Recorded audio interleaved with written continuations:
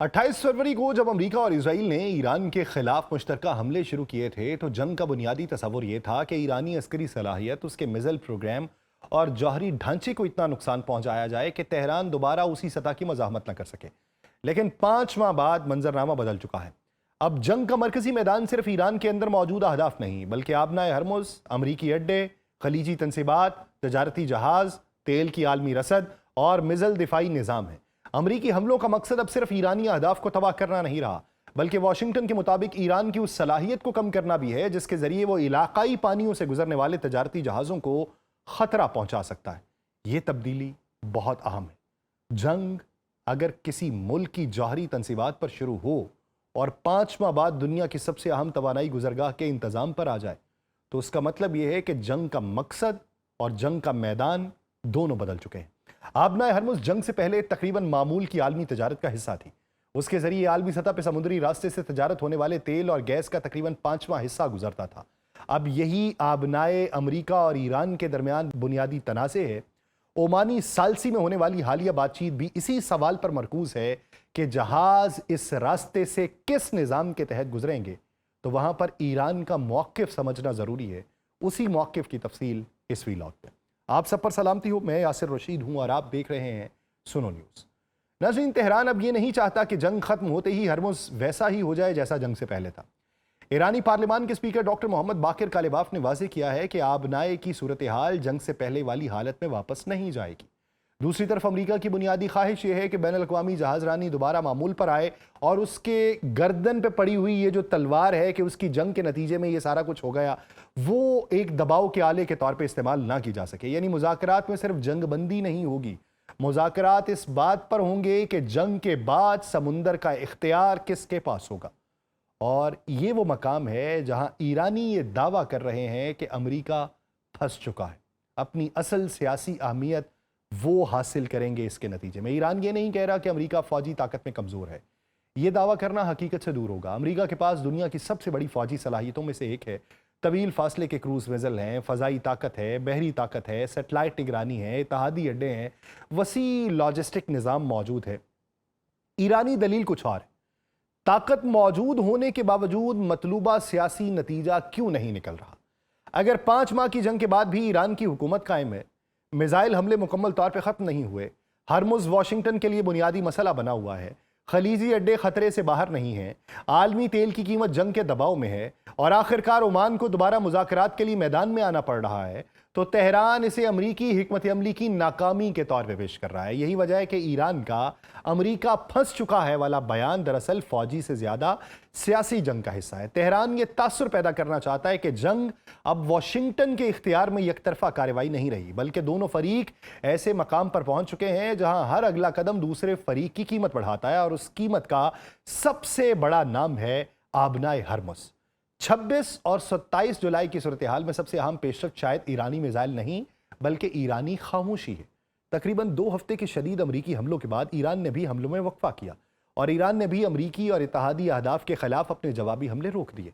अमरीकी हमले मुसलसल 13 रातों तक जारी रहने के बाद रुके हैं, जबकि ईरानी फौज ने भी कहा है कि तेहरान ने जवाबी कार्रवाइयां रोक दी हैं। ये वक्फा बज़ाहिर छोटा है मगर उसके पीछे कई हिसाब किताब मौजूद है। ईरान अगर मुसलसल खलीजी ममालिक में अमरीकी अड्डों को निशाना बनाता रहेगा तो जंग का दायरा बढ़ेगा। उसके नतीजे में बहरीन, कतर, कुवैत, उर्दन और दूसरे ममालिक बराह रास्त ज़्यादा शिद्दत से जंग में दाखिल होंगे। ईरान की बुनियादी हिकमत अमली ये रही कि अमरीका के खत्ते में मौजूदगी को महंगा बनाया जाए, लेकिन हर कदम ऐसा ना हो कि तमाम खलीजी रियासतें मुकम्मल तौर पर वाशिंगटन के साथ जंगी सफ में खड़ी हो जाएं। ये एक बहुत बारीक सी लकीर थी। ईरान को अमरीका पर दबाव रखना है लेकिन उसे ऐसी सूरत हाल भी पैदा नहीं करनी थी कि अरब रियासतों की पूरी फौजी ताकत उसके खिलाफ इस्तेमाल होने लगे। इसीलिए जवाबी हमलों को रोकना कमजोरी का लाजमी सबूत नहीं है। यह मुज़ाकराती वक्फा खरीदने की कोशिश भी हो सकती है। अमरीका की तरफ से भी यही मसला है। अगर वाशिंगटन दोबारा बड़े पैमाने पर हमले शुरू कर दे तो ईरान दोबारा खलीज में अमरीकी अड्डों को निशाना बनाएगा। उसके बाद Saudi Arabia, Bahrain, Qatar, Kuwait, उर्दन और दूसरे अमरीकी शराकतदार मजीद खतरे में आएंगे। तेल की कीमतें दोबारा बढ़ेंगी, तजारती जहाज़ों की इंश्योरेंस मजीद महंगी होगी, आलमी मईशत पर दोबारा दबाव बढ़ेगा। हालिया जंग ने पहले ही तवानाई के बाजार को शदीद मुतासर किया हुआ है। इसीलिए खामोशी के इस लम्हे को अमन कहना अभी कबल अज़ वक्त है। ये ज़्यादा दुरुस्त तौर पर फायर रोक के पोजीशन देखने का मरहला है। امریکہ دیکھ رہا ہے کہ ایران واقعی ہرمز کے معاملے پر کیا رعایت دے سکتا ہے۔ ایران دیکھ رہا ہے کہ امریکہ اپنے بحری دباؤ کو، یعنی وہ جو پریشر اس نے بڑھایا ہوا ہے، وہ کہاں تک لے کے جا سکتا ہے۔ عمان دونوں کے درمیان وہ راستہ تلاش کر رہا ہے جس میں کوئی فریق کھلے لفظوں میں شکست تسلیم کیے بغیر پیچھے ہٹ سکے، اور یہی کسی بھی جنگ کے مشکل ترین مراحل میں سے ایک ہوتا ہے۔ جنگ شروع کرنا نسبتاً آسان ہوتا ہے، جنگ ختم کرنے کے لیے ایسا جملہ تلاش کرنا مشکل ہوتا ہے جسے دونوں فریق اپنے عوام کے سامنے اپنی فتح کہہ سکیں۔ ایران کے لیے یہ کہنا ضروری ہے کہ امریکہ اپنے مقاصد حاصل نہیں کر سکا۔ امریکہ کے لیے یہ کہنا ضروری ہے کہ ایران کو اس کی شرائط ماننے پر مجبور کیا گیا۔ دونوں بیانات بیک وقت درست نہیں ہو سکتے، اسی لیے مذاکرات کے ساتھ بیانیے کی جنگ بھی چل رہی ہے۔ تو اس مرحلے پہ آ کے ایک تازہ ترین خبر کا وہ حصہ سامنے آتا ہے جو بظاہر ایک سادہ سیاسی بیان ہے مگر عسکری اعتبار سے بہت معنی رکھتا ہے۔ رپورٹ سامنے آئی ہیں کہ امریکی دفاعی قیادت نے وائٹ ہاؤس کو ایران کے خلاف جنگ میں بعض فضائی دفاعی میزائلوں کے ذخائر میں کمی کے بارے میں آگاہ کیا، اور یہ میں اپنے گزشتہ پوڈ کاسٹ، وی لاگز اور پروگرامز کے اندر اس کا تذکرہ کر چکا ہوں۔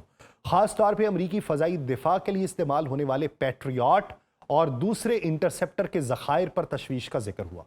اس کے بعد صدر ڈونلڈ ٹرمپ نے اس رپورٹ کو مسترد کرتے ہوئے کہا کہ امریکہ کے پاس دنیا میں سب سے زیادہ گولہ بارود ہے اور ضرورت سے بھی زیادہ موجود ہے۔ تو یہاں پر الفاظ اور حقیقت کو الگ کرنا ضروری ہے۔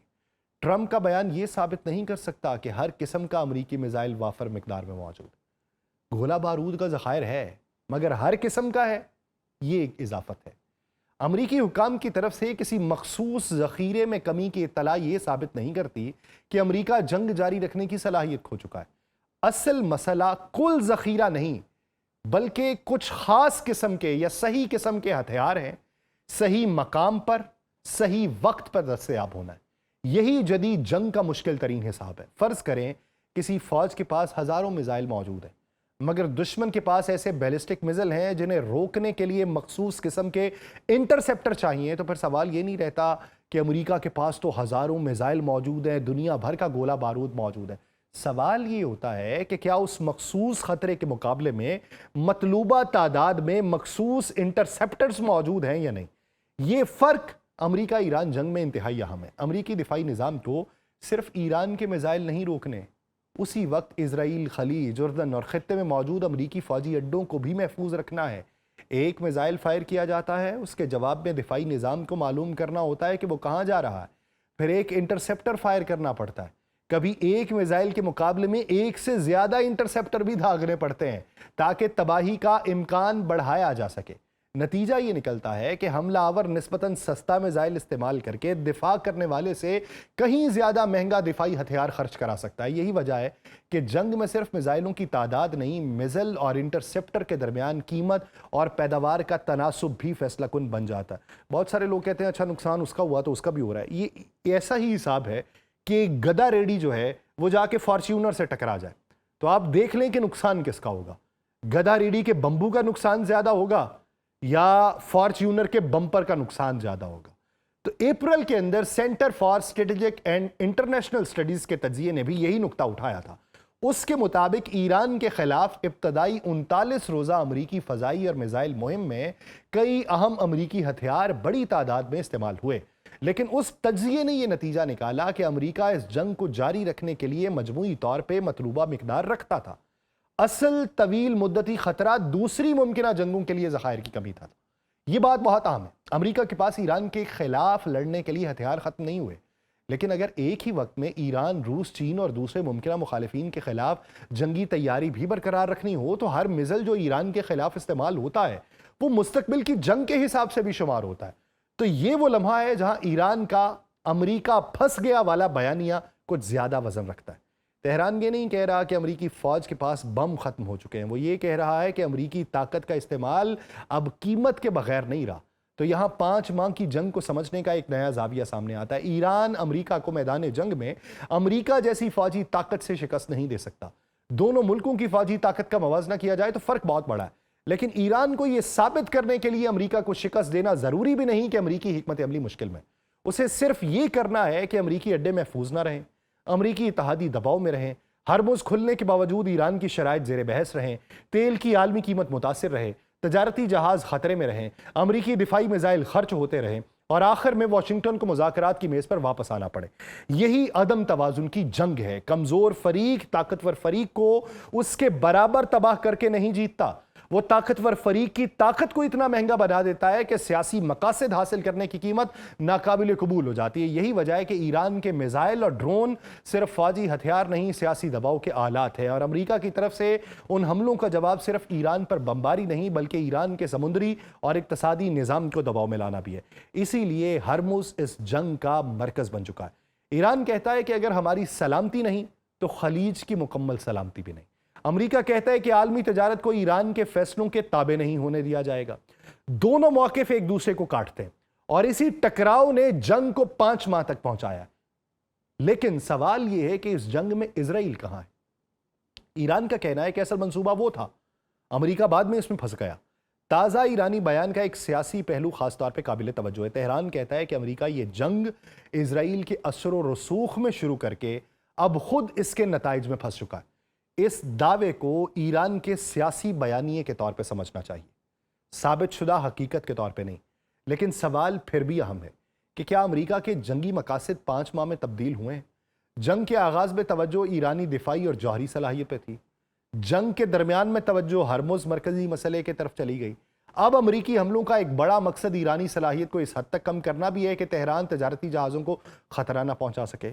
تو یہ بتدریج تبدیلی خود بتاتی ہے کہ جنگ کا دائرہ کیسے بڑھا۔ اگر مقصد صرف ایرانی جوہری تنصیبات اور میزائل پروگرام کو نقصان پہنچانا ہوتا تو آبنائے ہرمز پر مذاکرات بنیادی مسئلہ نہ بنتے، لیکن اب ایران نے اپنی عسکری قوت کو سمندری گزرگاہ کے ساتھ جوڑ دیا۔ یعنی ایران کا میزائل پروگرام اب صرف ایران کے اندر موجود میزائل لانچر نہیں رہا، اس کا ایک حصہ آبنائے ہرمز ہے، ایک حصہ خلیجی امریکی اڈے ہیں، ایک حصہ تجارتی جہاز ہے، ایک حصہ عالمی تیل کی قیمت ہے، اور ایک حصہ وہ خوف ہے کہ جنگ کسی نئے سمندری محاذ تک پہنچ سکتی ہے، یعنی باب المندب تک یا کیسپین سی تک۔ یہی وجہ ہے کہ جنگ اب روایتی جنگ سے زیادہ نظاموں کی جنگ بن چکی ہے۔ امریکہ کے لیے سب سے خطرناک سوال یہ نہیں کہ ایران کو مزید کتنی تباہی پہنچائی جا سکتی ہے، امریکہ کے سامنے اب بنیادی سوال یہ ہے کہ مزید حملہ کرنے سے ایران کمزور ہوگا یا جنگ مزید پھیلے گی۔ یہ فیصلہ اتنا آسان نہیں۔ اگر امریکہ دوبارہ بڑے پیمانے پہ فضائی حملے کرے تو ایران کے پاس جواب دینے کے لیے کئی راستے ہیں۔ وہ امریکی اڈوں کو نشانہ بنا سکتا ہے، پھر سے خلیجی تنصیبات کو خطرے میں ڈال سکتا ہے، ڈی سیلینیشن پلانٹ کے اوپر حملے کر سکتا ہے، ہرمز کے ذریعے جہاز رانی مزید مشکل میں ڈال سکتا ہے، ایران سے منسلک ہوتی بحیرہ احمر میں دباؤ بڑھا سکتے ہیں، اور جنگ کا جغرافیہ مزید پھیل سکتا ہے۔ ایرانی فوج کے ترجمان نے بھی خبردار کیا ہے کہ اگر امریکہ دوبارہ حملے جاری رکھے گا تو جنگ کا جغرافیہ جتنا اب ہے اتنا نہیں رہے گا، اس سے اور پھیلے گا۔ لیکن ایران کے لیے یہ خطرہ بھی ہے۔ اگر وہ حد سے آگے جائے گا تو امریکہ کے پاس زیادہ وسیع فضائی طاقت استعمال کرنے کی صلاحیت ہے۔ خلیجی ریاستیں مزید امریکی دفاعی تعاون مانگ سکتی ہیں، عالمی طاقتیں ایران کو سفارتی طور پہ زیادہ تنہا کرنے کی کوشش کر سکتی ہیں، یعنی دونوں طرف ایک ہی طرح کا مسئلہ ہے۔ اگلا قدم صرف دشمن کو نہیں، خود اٹھانے والے کو بھی متاثر کرے گا۔ یہی وجہ ہے کہ جنگ کے اس مرحلے پر خاموشی بھی ایک ہتھیار ہے اور مذاکرات بھی ایک ہتھیار۔ اب اصل امتحان عمان میں ہے۔ عمان اس وقت صرف ثالث نہیں، اس پورے بحران میں ممکنہ خروج کا دروازہ ہے۔ امریکی حملوں میں وقفہ آیا، ایران نے جوابی حملے روک دیے، عمانی وفد تہران پہنچا، ہرمز کے ذریعے جہاز رانی کے انتظام پہ بات ہوئی، اور 26 جولائی تک ایران کی وزارت خارجہ نے مذاکرات میں پیش رفت کا دعویٰ کر دیا۔ لیکن یہاں ایک بنیادی سوال باقی ہے کہ ہرمز کھلے گا کیسے؟ کیا ایران صرف جہازوں کو گزرنے دے گا؟ کیا امریکہ ایرانی بندرگاہوں کی ناکہ بندی ختم کر دے گا؟ کیا ایران کو یہ اختیار ملے گا کہ وہ کچھ مخصوص جہازوں یا راستوں کی نگرانی کرے؟ کیا امریکہ ایرانی تیل کی تجارت پر پابندیوں میں نرمی کرے گا؟ کیا دونوں فریق جنگ کے دوران ہونے والے بحری واقعات کو نظر انداز کر دیں گے؟ اور سب سے اہم کہ کیا ایران جنگ سے پہلے والی ہرمز کی حیثیت واپس قبول کرے گا؟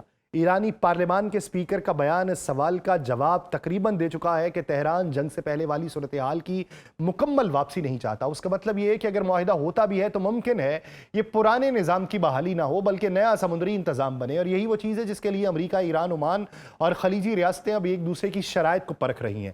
5 ماہ بعد سب سے بڑا سوال اس پوری جنگ کو اگر ایک جملے میں سمیٹنا ہو تو معاملہ یہ نہیں کہ امریکہ کے پاس کتنے میزائل باقی ہیں اور ایران کے پاس کتنے میزائل ہیں۔ اصل سوال یہ کہ کون سا فریق اپنے مقصد کو حاصل کرنے کے لیے زیادہ دیر تک اس قیمت کو برداشت کر سکتا ہے جو دوسرا فریق اس پہ ڈال رہا ہے۔